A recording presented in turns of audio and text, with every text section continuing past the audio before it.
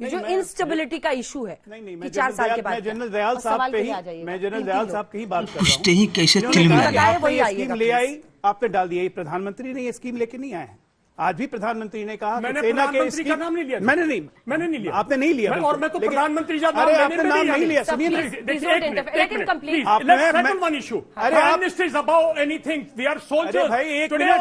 General साहब सुनिए तो प्राइम मिनिस्टर अरे मैं आपके समझ पे आपके समझ पे आक्षेप नहीं कर रहा हूं।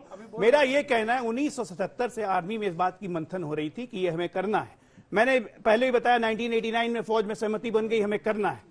जनरल एमवीए में एडिशनल सेक्रेटरी के पद पे तैयार जनरल जयपुरी ने जब ये अनाउंस किया तो उन्होंने कहा कि तीनों सेनाध्यक्ष सीडीएस। दोस्तों मेरा नाम अवलेश और आप लोग देख रहे हैं नमस्ते न्यूज इंडिया 07। दोस्तों आज का वीडियो बहुत तीखी डिबेट होने वाला है। दोस्तों इस डिबेट में शामिल बीजेपी प्रवक्ता अजय आलोक, कांग्रेस प्रवक्ता अनुमा आचार्य, दोस्तों ऐसे ही तमाम सारे लोग इस डिबेट में शामिल हैं। दोस्तों इस डिबेट में बहुत तीखी बहस हो गई अग्निवीर को लेकर। दोस्तों अजय आलोक से सवाल पूछा गया तो अजय आलोक ने गोल गोल घुमाने लगे, जनता भड़क उठी। गोदी मीडिया एंकर अंजना ओमकर जी। तो दोस्तों ऐसे ही वीडियो के लिए हमारे चैनल पर सब्सक्राइब करके अपने दोस्तों के पास शेयर भी दोस्तों जरूर ज़्यादा से ज़्यादा करें। दोस्तों ऐसे ही आप लोग हम वीडियो लाते रहते हैं। तो दोस्तों वीडियो पूरा देखें, लास्ट तक देखें। बिपिन रावत इन सब से डिस्कस करके 58 देशों से डिस्कस करके 158 ऑर्गेनाइजेशन से कमिट करके हम लोग ये स्कीम लेके आए। तो क्या उनकी बुद्धिमत्ता पे आप सवाल उठा रहे हैं? हाँ बिल्कुल। अब एक मिनट, ये एक कॉन्फ्लिक्ट है, ये पॉइंट ऑफ कॉन्फ्लिक्ट है क्योंकि जो सर्विंग आर्मी ऑफिसर्स हैं उनके भी निर्देशिता में ये कमेटी गठित होकर ये तय कर रही है कि ये काम हमें करना है। 77 से ये विचार चल रहा है और आज जनरल दयाल कह रहे हैं कि ये चीज गलत है। तो ये तो अब आप जो सर्विंग ऑफिसर रहेगा जो फील्ड में सर्व कर रहा है, आप रिटायर हो चुके। ये पॉइंट ऑफ कॉन्फ्लिक्ट है ना, उसके लिए पूरे आर्मी पे सवाल उठाना कहीं से उचित नहीं। नो कॉन्फ्लिक्ट 77 से नहीं 75 से बहुत दिन से थी। ऑफिसर्स की तो जो थी उसी वक्त मना कर देते कि नहीं करना था। एक सर बोलने दीजिए ना सर। भारत में एक डिप्टी कमिश्नर 25-26 साल का लड़का बन जाता है, उसको आप कर्नल लेफ्टिनेंट कर्नल के पे स्केल में डालते हो। मुद्दा वो था कि हम लोग किस तरह से अपने आर्मी कमांडर्स को, डिवीजन कमांडर्स को, कोर कमांडर्स को यंग एज पे लाएं ताकि हमें भी वो बेनिफिट्स मिले। जो पे स्केल तो ऐसे बना हुआ ना कि मेरा पे तो उतना ही जाएगा ना। अनफॉर्चुनेट चीजें उनको गलत कोट कर रहे हैं। तो मैं इस बात का आपको प्रमाण दे दूं, मध्य प्रदेश से हूं। 2022 से सवाल भी ना पूछे कि जो हमारे पूर्व सैनिक होते थे उनको 10% का आरक्षण था, पुलिस में नहीं दिया है। हम जबलपुर में कोर्ट में केस लड़ रहे हैं। तो ये जो इस तरह की लफाजियां हो रही है ना, इसके ऊपर यकीन नहीं करिए।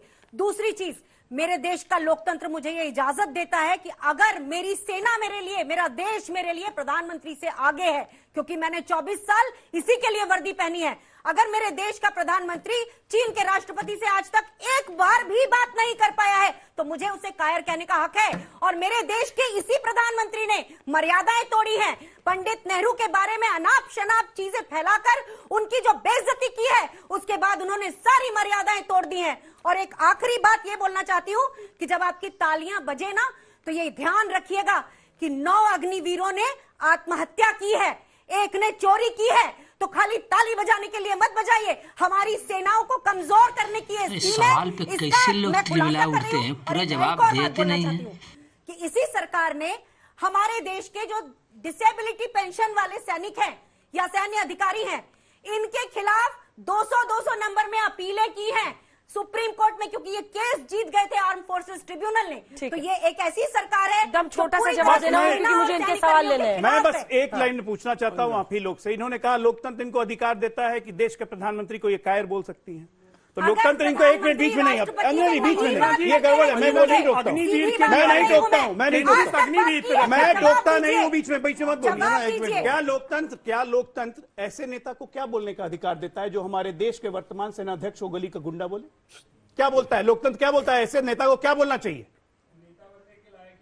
और ऐसे नेता को क्या बोलना चाहिए जो भारतीय सेना पे आक्षेप उठाए, जब और कहे कहे कि नहीं हमारे प्लेन आज गए, तक बम बात गिरा, कर क्या है, सकते हैं, पेड़ शर्त पौधे की काट बात के है। आ गए, कोई पाकिस्तानी को मारा नहीं। ऐसे नेता को क्या बोलना चाहिए? अरे ये अंजना, कांग्रेस एक पार्टी मिनट, जीवन भर इन्होंने सेना का कभी सम्मान नहीं किया अंजना जी, और आज हम अग्निवीर को ये ज्ञान दे रहे हैं। अग्निवीर पे केंद्रित रखिए, अब नौजवान सीख के जाएंगे। किसको बोल रहे हैं आप ये? हम आपसे रिक्वेस्ट कर नहीं, रहे हम तो रिक्वेस्ट ही कर रहे हैं, लेकिन यहाँ तो एक दूसरे के नेता को गाली चल रही है, इसका क्या किया? एक मिनट बताओ, देखो मैं यही बात कहने की कोशिश कर रहा हूँ कि हमें देखना है कि इस स्कीम को कैसे बेटर बना सकते हैं, और यही मुद्दा होना चाहिए कि भाई इसके अंदर ये अगर हो जाए ये स्कीम बेटर हो जाएगी, क्योंकि इसका मेन एम तो अच्छा है कि एज कम करना और आपका जो बजट में पैसा कम मिल रहा था मॉडर्नाइज करना। आप इस स्कीम को मॉडिफाई करें और इसको और बेटर बनाएं, और वो कैसे होगी डिस्कशन करें, और वो डिस्कशन में जो पॉइंट आते हैं मुझे लगता है गवर्नमेंट बहुत पॉजिटिव है।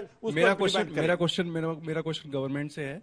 जैसे हम सब देख रहे हैं कि मेजोरिटी में ये स्कीम लागू नहीं हो पा रही है, उस पर उतना सफल नहीं हुई है, तो गवर्नमेंट इसे हटाने की कोशिश करेगी या इस पे सुधार करने की कोशिश? जल्दी से। कोई हटाने की कोशिश नहीं की जा रही है। सुधार हमेशा एक निरंतर प्रक्रिया है, जो कि हमारे बगल में जनरल साहब बोल रहे हैं। और राजनाथ सिंह जी ने भी कहा है कि जो भी आपके सुझाव हैं सुझाव दीजिए, आर्मी भी विचार करेगी। और ये स्कीम किसी ने सीधे लाद के नहीं दे दी है, ये बकायदा आर्मी से एक वेल थॉट ऑफ स्कीम है, ये आर्म फोर्सेस के लोग ही नहीं दिया है।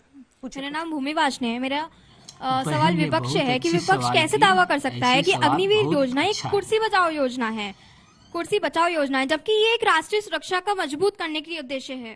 ठीक है, ओके। किसी ने भेजा है? आपने खुद ही लिखा था? खुद ही लिखा था, क्योंकि ये सवाल थोड़ा सा राष्ट्रीय सुरक्षा से जुड़ा हुआ मुद्दा, और आज प्रधानमंत्री ने भी इस पर कहा है कि बात राष्ट्रीय सुरक्षा का है, उसमें भी तू मैं पीएम कायर है, चीन से बात नहीं करता है, ये है वो है। क्या जब सेना की बात हो हम अपनी स्कीम को कैसे बेटर करें? अगर इस पर फोकस होगा तो एक ईमानदारी अरे से जब सर्जिकल स्ट्राइक पे सवाल उठा सकती है ना, उसमें क्या तुमने बात करी है? वो उनकी चरित्र हो गया ना कांग्रेस पार्टी का। इंटेलिजेंस फेलियर का प्रमाण आप सभी ने देखा है। पिछले 2 महीनों में 35 से ज्यादा हमारे सैनिक या तो शहीद हुए या घायल हुए, उन पर आतंकवादी हमले हुए। क्या ये प्रमाण नहीं है? एक प्रमाण है। दूसरी चीज, ये तो साफ साफ प्रमाण है। दूसरी चीज, हिटलर ने एक सालशुद्ध आर्मी बनाई थी, एसएस आर्मी, उसमें इसी तरह के लोगों को रखा हुआ था। और इसी के तरह से एक इजराइल की आर्मी है, और एक किताब है इजराइल की, स्टार्टअप नेशन। क्योंकि हम डेड आर्मी नहीं है, हम डायनेमिक आर्मी है। हम हमेशा प्रयोग करते हैं, जैसे हमारा महिला अधिकारियों का आना भी एक प्रयोग ही था। तो इसीलिए वो उसी पैटर्न में, इजराइल के पैटर्न में, उस किताब के जरिए उन्होंने वो बनाई, स्कीम उसी पर बनी है। लेकिन एक बात सुन लीजिए, वो स्कीम की तरह सरकार अपने अग्निवीरों को संरक्षण नहीं दे रही है, और मध्य प्रदेश का उदाहरण बताता है कि सिर्फ जुमलेबाजी कर रही है, देगी भी नहीं।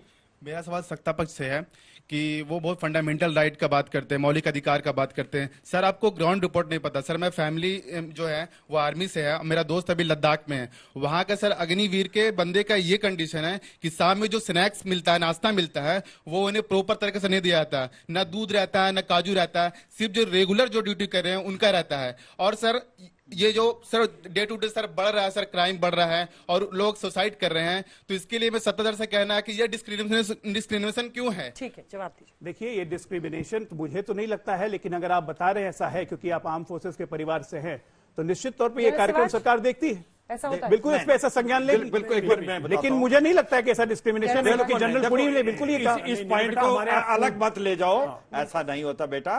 याद रखो, फौज के अंदर एक दूसरे के लिए मरने को तैयार हैं, बड़ी सिस्टम है, हर कोई। हम ये सोच रहे हैं कि भाई इसमें सुधार कैसे ला सकते हैं आप, और हम ये सोचना चाहिए। प्लीज आप सुनो बेटा, 40 साल की नौकरी रह गई, हम एक दूसरे के लिए मरते हैं, हमारे लिए जवान, और ये किसी पे कोई नहीं हो सकता, कोई अलग नहीं है अग्निवीर और ये सोल्जर। हम ये कह रहे हैं भाई अग्निवीर को आप मॉडिफाई करें, इसको बेहतर बनाएं। मैंने बताया जैसे कि भाई 4 साल में अगर अग्निवीर मरता है तो उसको वही दे जो रेगुलर सोल्जर को देते हैं, उसको एक नोटिफिकेशन करें, तो विन विन सिचुएशन करें। सर मेरा क्वेश्चन सत्ता पक्ष से ये है कि एक अग्निवीर एक बहुत महंगा और एक बहुत कॉस्टली स्कीम है, तो इसको इकोनॉमिकली सस्टेनेबल लॉन्गर रन के लिए करने के लिए गवर्नमेंट के क्या उपयोग है, तो क्या करना चाहते हैं? मेरा एक बेसिक सा क्वेश्चन है, जैसे ये स्कीम लाई गई थी कि सब कुछ पॉजिटिवली हो, बट हम देख रहे हैं कि हमारे नौजवान, कुछ नौजवान चोरी कर रहे हैं और कुछ नौजवान आत्महत्या कर रहे हैं, तो क्या ये सही है? प्लीज बताइए एक बार। हालांकि चूंकि ये अनवेरिफाइड है इसलिए आज तक इससे, लेकिन वो चूंकि बता रहे हैं तो देखिए अंजना जी, सबसे पहले तो मैं कांग्रेस की प्रवक्ता को कहूंगा कि अग्निवीर को इन्होंने पूरी हिटलर की आर्मी बता दी। ये सोचिए, ये ख्याल है, मतलब हिटलर की आर्मी इजराइल की आर्मी बनाना चाहते पैटर्न हैं, बताया। अग्निवीर को वही बता रही है। पैटर्न तो ये बताया। इनका सोच है। ऐसी सोच के साथ अगर हमारे राजनीतिक दल देश में उसको रहेंगे मैं जोड़ देती तो हूँ ना, कल्याण सैनिक करके ही स्कूलों मानेंगे, के आवंटन लेकिन से ये जोड़ कल्याण देती हूँ। करके ही मानेंगे। इनको कोई उसको मैं रिपेंटेंस भी नहीं सैनिक स्कूलों के है, आवंटन ये से रिपेंटेंस जोड़ भी नहीं है देती इसमें। अंजना जी लेकिन जो जॉब स्कीम आप Oh भी my अप्रेंटिसशिप God, वाली अंजना, लेकर आ उनका रहे हैं, वो अजीब 1 क्या साल की सवाल, लेकर आ क्या रहे बात है हैं। यार। ये भी स्कीम ला रहे वो हैं, अग्निपथ इंटर्नशिप नहीं है। नहीं, वो आर्मी के लिए नहीं है। हाँ। लेकिन अगर फ्यूचर और करियर तो हर किसी का है ना। 1 साल के बाद वो क्या करेगा? अगर आप कॉर्पोरेट बच्चे की बात हो रही है ना, सिर्फ आर्मी का एक कंसर्न नहीं है। कोई सुसाइड क्यों कर रहा है आपके, जो आप कह रही हैं, तो यही वजह होगी ना कि मैं नहीं 4 कह साल रही के हूँ, बाद पेपर्स क्या में छप रहा है। हाँ, ये तो प्रमाणित 4 साल है। के बाद की जो अनिश्चितता है वो तो अप्रेंटिसशिप नहीं, वो मैं बताता हूँ क्या है, अंजना जी, एक मिनट। कांग्रेस की उनको जवाब देने अच्छा दीजिए। सॉरी, मैं Thanks. आपको कुछ और बताना हाँ, चाहता हूँ। ठीक। देखिए, जल्दी से, हमारे यहाँ टाइम एक बहुत कम राज्य बचा है। सैनिक बोर्ड है हरियाणा के टाइम बहुत अंदर। कम एक बचा है। मिनट, एक राज्य सैनिक बोर्ड है हरियाणा के अंदर, वहाँ एक ब्रिगेडियर की अपॉइंटमेंट वेट सर पिछले this is 5 not साल से fair. साहब वहाँ ब्रिगेडियर नहीं है। नाइस। तो यार वीडियो में बहुत बहस हो गई, बहुत तीखी बहस हो गई, वीडियो बहुत मज़ा आया। आप लोगों को कमेंट में बताइएगा आप लोगों को कैसा लगा। वीडियो पूरा देखने के लिए बहुत बहुत धन्यवाद दोस्तों। हम फिर वीडियो लाते रहेंगे अपने दोस्तों के पास। आप लोग शेयर दोस्तों जरूर कीजिएगा, ज़्यादा से ज़्यादा शेयर